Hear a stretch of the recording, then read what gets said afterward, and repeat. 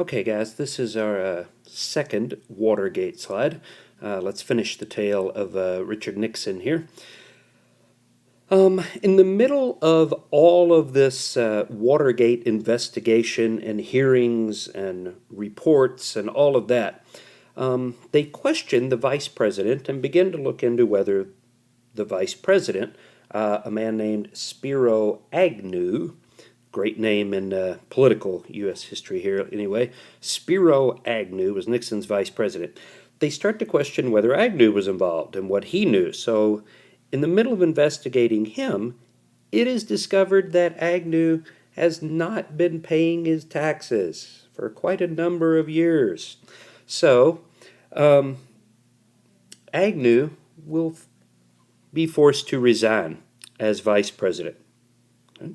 So in the middle of dealing with all this, Nixon now has to find a new vice president and get him approved by the Senate. He will select a Michigan senator, a very well-respected, well-liked man, Gerald Ford, F-O-R-D. Gerald Ford will be named Nixon's new vice president. So that's how it works. If this president gets to choose you, and then the Senate confirms you, much like a cabinet post. Okay? Now, that's very important. So that's why we had to put it in there. Doesn't seem it, but it's going to be very important. Back to our Watergate tale here. It was discovered that in the middle of all of the testimony that was going on, that Nixon had installed in the Oval Office a tape recording machine, and that he had tapes of all meetings that had taken place in the Oval Office. These come to be known as the Oval Office tapes, or the White House tapes, but we'll call them the Oval Office tapes here. Nixon had planned, when he finished his 2 terms as president, to write his memoirs, and he wanted to be able to go back and refer to these meetings that he had when he was writing his books and so forth, so he wanted a recording of them. Great and wonderful.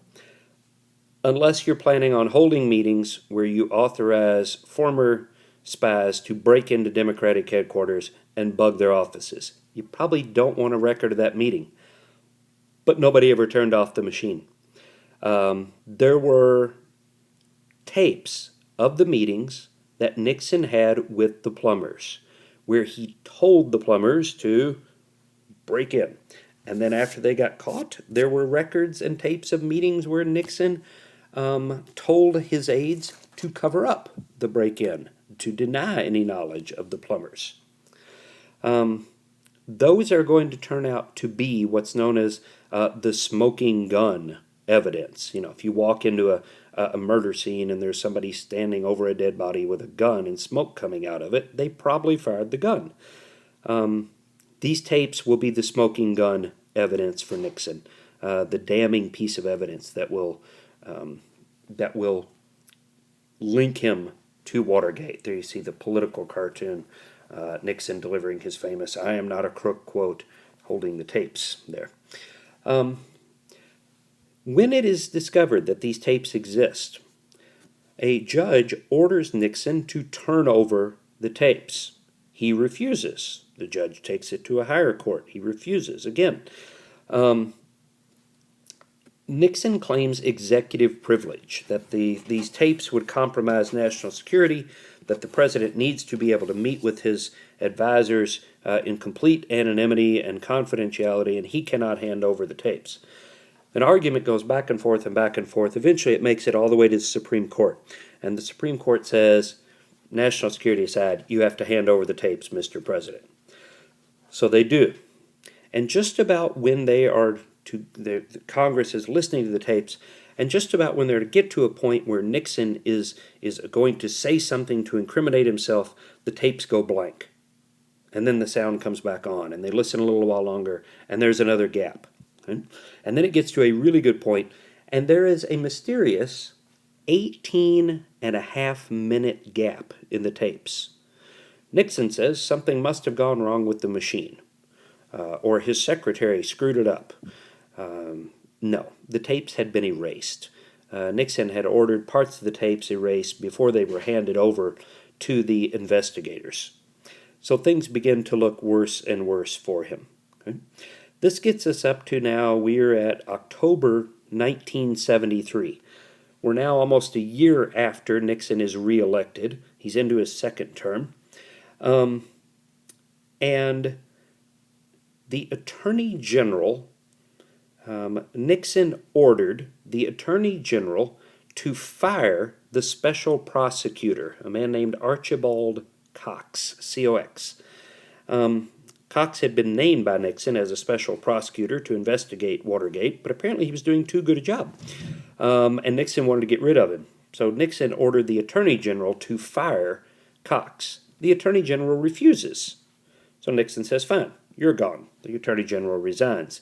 The Assistant or Deputy Attorney General steps up, becomes the new Attorney General. He too refuses to fire Cox, the special prosecutor, and resigns. Nixon finally finds somebody who will agree to fire the special prosecutor. So he names the new guy, a man named Robert Bork. You don't have to worry about that name. But he becomes the new Attorney General, mainly because he agrees to fire the special prosecutor. So eventually, 4 people will lose their jobs in one night in what comes to be known as the Saturday Night Massacre, as Nixon tries to get rid of people that are closing in on him. Okay.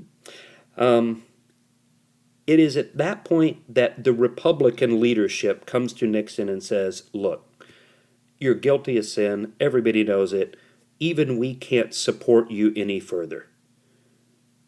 Impeachment hearings are going to begin, and you are going to be put on trial. Do the right thing and step down as president. So, on August 9th, 1974, Richard Nixon will become the first and only president, up to that point, to resign from office. August 9, 1974, Nixon resigns, almost 2 years after he's reelected. He was reelected in November of 72. We're now up to August 74. Nixon will resign. Here you see the famous photo boarding Marine One, the presidential helicopter that will take him to Air Force One to fly him back home in California, giving his famous peace sign, I am not a crook, and all of that. Now, here's where things get real interesting. Okay? Remember Spiro Agnew, Nixon's vice president, had to resign. Yes. Okay. He appoints Gerald Ford, senator from Michigan, as his new vice president. Ford will now become the new president. When Nixon resigns, Ford becomes the new president, making him the only man in U.S. history to serve as both vice president and president while being elected to neither one. Remember, he becomes vice president when Agnew resigns. He becomes president when Nixon resigns. Ford is a likable enough guy, very, very nice guy, well respected in the Senate. He's probably most famously remembered for being played by Chevy Chase on Saturday Night Live. Ford, in spite of the fact that he was an accomplished athlete, played football and baseball at the University of Michigan. He was a tailback from Michigan. He was drafted by into the NFL and Major League Baseball, both. But decided to go to law school, become a lawyer and a senator and so forth. But in spite of being a very accomplished athlete, he was also very clumsy. He tripped and fell a lot, and Chevy Chase famously portrayed him tripping and falling all the time on Saturday Night Live. You see the picture here, a very famous picture at the bottom. Ford coming down the steps of Air Force One. This is him on the ground there after he's fallen down the steps, and everybody picking him up. He would claim that, well, it's raining, the steps were slippery and wet. But his wife here, holding an umbrella and coming down in high heels, seemed to make it down the steps just fine. But there's President Ford on the ground, tripping and falling. So, good guy, but a nice enough guy, but always known for being clumsy, even though he's an accomplished athlete. It's very strange. Anyway, here's where things get real interesting.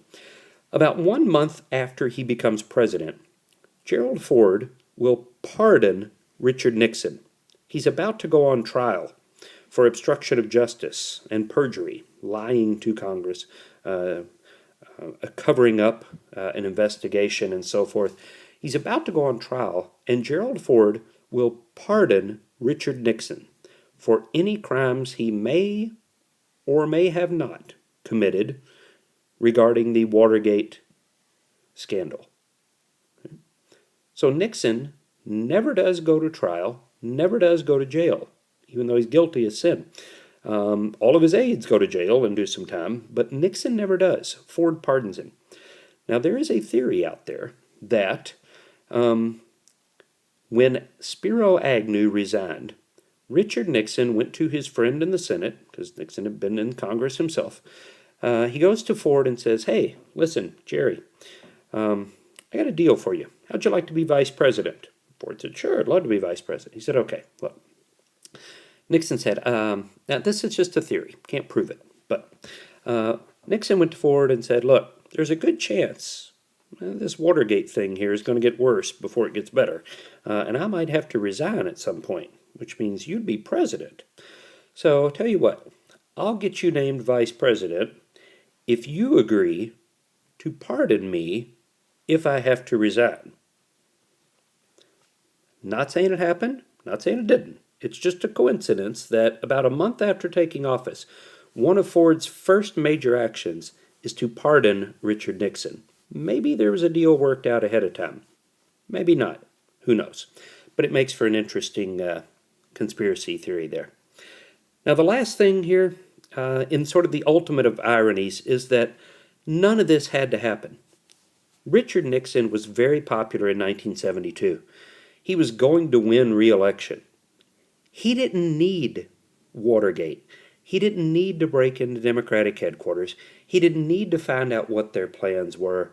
He would have won without all of this, and probably would have gone down in history as one of, maybe not top 10, but definitely top 15 presidents, in my opinion. All his environmental work, his foreign policy work, détente, China, the Soviet Union, triangular diplomacy, all of that. He would have been remembered as a really good president. Now all he's remembered for is Watergate. And the irony is, he didn't need it. He was going to win anyway. But remember what we started with. The paranoia, his enemies list, all of that comes back to haunt him.